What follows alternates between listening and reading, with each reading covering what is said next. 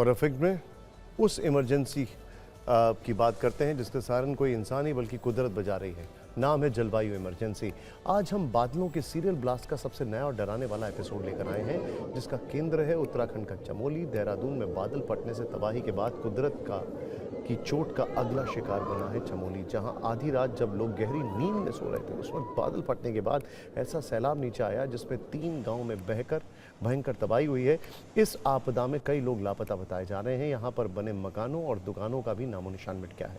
वैसे आमतौर पर सितंबर में देश से मानसून की विदाई हो जाती है, लेकिन मानसून की आखिरी किश्त जाते जाते उत्तराखंड और हिमाचल को ऐसे गहरे जख्म देगी किसी ने सोचा नहीं होगा। फिर भी जाते हुए ये मानसून हम इंसानों के लिए एक सवाल छोड़कर जा रहा है, जिम्मेदार कौन है? उत्तराखंड और हिमाचल में बादलों का सीरियल ब्लास्ट क्यों हो रहा है? लेकिन उससे पहले कुछ वीडियो जिसमें हिमालय की नाराजगी और कुदरत का क्रोध है।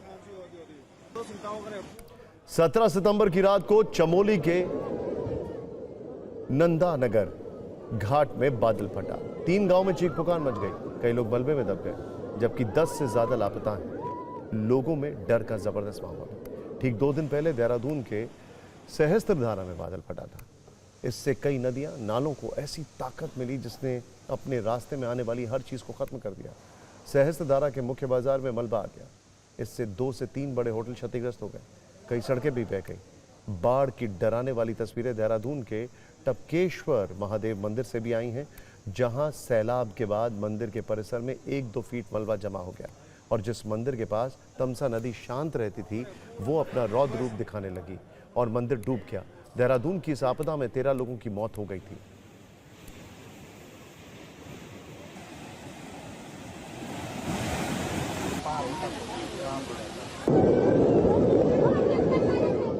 में भी बारिश का ऐसा ब्रेक फेल हुआ कि तबाही मच गई। केंद्र बना धर्मपुर बाजार, जहां से होकर बहने वाली सोनखड्ड ने ऐसा विकराल रूप धारण किया कि सब कुछ बहा ले गया।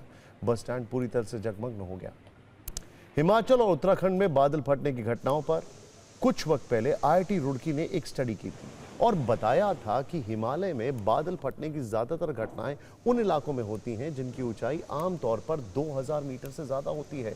वैसे तो बादल फटना एक प्राकृतिक प्रक्रिया है जिसमें पहाड़ों की वजह से हवा और बारिश का पैटर्न बनता है, लेकिन सवाल यह है कि उत्तराखंड और हिमाचल के पहाड़ों में बादल बार बार क्यों फट रहे हैं?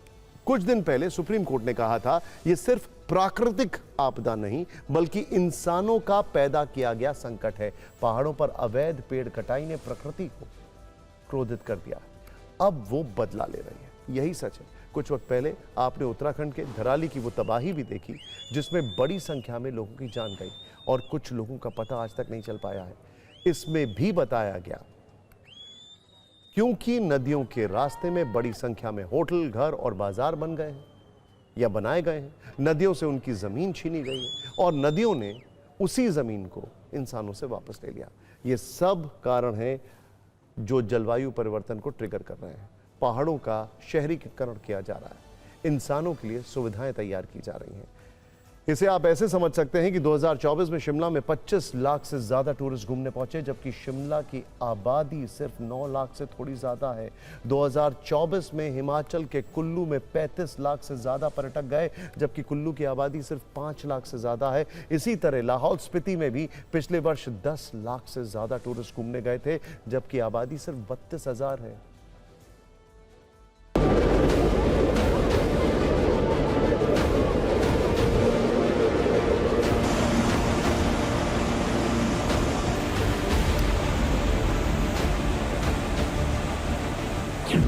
ये लगभग 35 मकान बादल फटने से और वहाँ भारी मात्रा में मलबा आने से पूरी तरह से क्षतिग्रस्त हो गए हैं और काफ़ी सारा वहाँ दुकानों को, गौशालाओं को और लगभग 20 लोग घायल हुए हैं और लगभग 14 लोग अभी लापता हैं। NDRF, SDRF, ITBP और पुलिस के लोग पर्याप्त संख्या में वहाँ पहुँच गए हैं। हमारा पूरा प्रयास है कि सभी को सुरक्षित स्थानों पर पहुंचाया जाए। चमोली में नंदानगर घाट स्थान है, वहां पर गांव में बादल फटा है और बादल फटने के कारण कई मकान क्षतिग्रस्त हुए हैं। अधिकांश लोग तो घरों से बाहर निकल आए थे, वो तो सुरक्षित हैं पूरी तरह से। जो लोग नहीं निकल पाए थे, उनको दिक्कत हुई है, वो लोग लापता चल रहे हैं। हमें उम्मीद करते हैं कि आसपास के क्षेत्रों में होंगे या कहीं होंगे, उनको खोजबीन का काम किया जा रहा है।